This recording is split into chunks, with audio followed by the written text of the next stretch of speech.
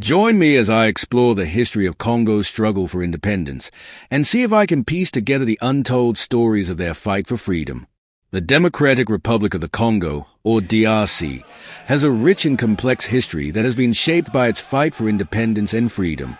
For centuries, the Congolese people have faced exploitation, oppression, and marginalization at the hands of colonial powers. But their struggle for independence is not just a story of oppression, it's also a story of courage, resilience, and determination. In this video, we're going to explore the history of Congo's fight for independence, from its colonial past to its current state of fragile stability. We'll explore the challenges faced by the Congolese people under Belgian colonial rule, the key events leading up to independence, and the moment of independence itself. So, let's get started. The Congo's fight for independence is a story that has been shaped by its colonial history. For centuries, the Congo was a prized possession of European powers, with Portugal, France, and Belgium all vying for control of the region. But it was King Leopold II of Belgium who would come to have the most profound impact on the Congo. In the late 19th century, Leopold II established the Congo Free State, a private colony that was notorious for its brutality and exploitation.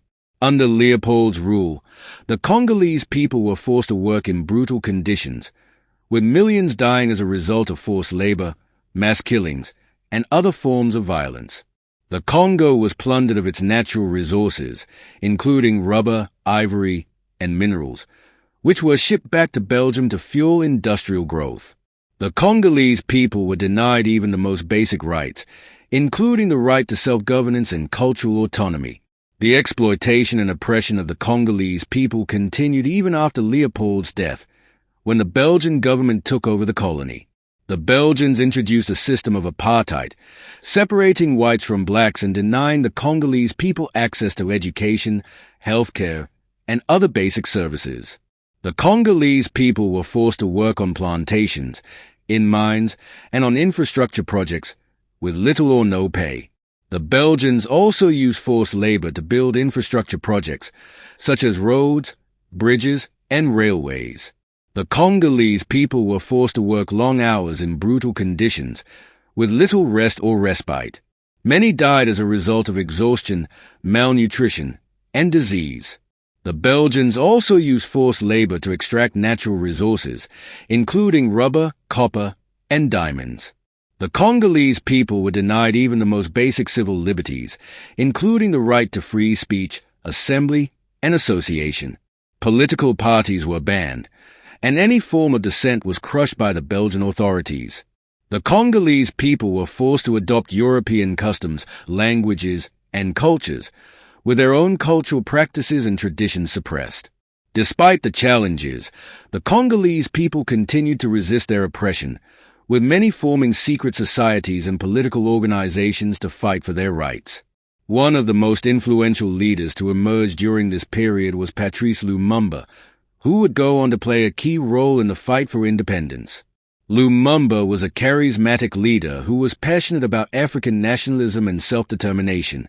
He believed that the Congolese people had the right to govern themselves and to control their own destiny. In the 1950s, Lumumba helped to found the movement National Congolais, a political party that would become a key player in the fight for independence. In the late 1950s, the Congolese people began to demand greater autonomy and self-governance. Strikes, protests, and boycotts became commonplace, with the Congolese people demanding an end to colonial rule. The Belgian authorities responded with violence, but the Congolese people refused to back down.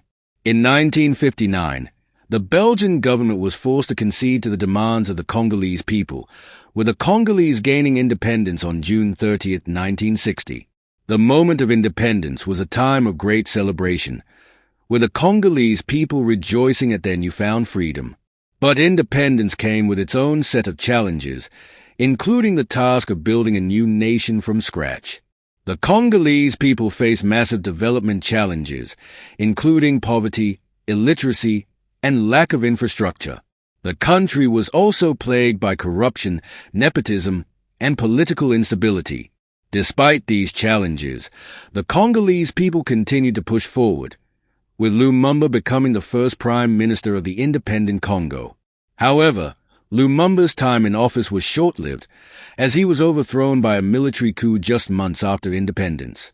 Lumumba's assassination in 1961 was a devastating blow to the Congolese people, who lost a leader and a symbol of their struggle for independence. But his legacy lived on, inspiring generations of Congolese people to continue the fight for freedom and self-determination. Today, the Democratic Republic of Congo continues to face many challenges, including poverty, corruption, and political instability. But despite these challenges, the Congolese people remain determined to build a better future for themselves and their children. In this struggle, the Congo's fight for independence and freedom serves as a powerful reminder of the importance of perseverance, courage, and determination. It's a story that continues to inspire and motivate people around the world to fight for their rights and to demand greater autonomy and self-governance. So, what do you think about the Congo's fight for independence and freedom? Share your thoughts in the comments below and be sure to check out our next video, where we'll explore the impact of colonialism in Africa.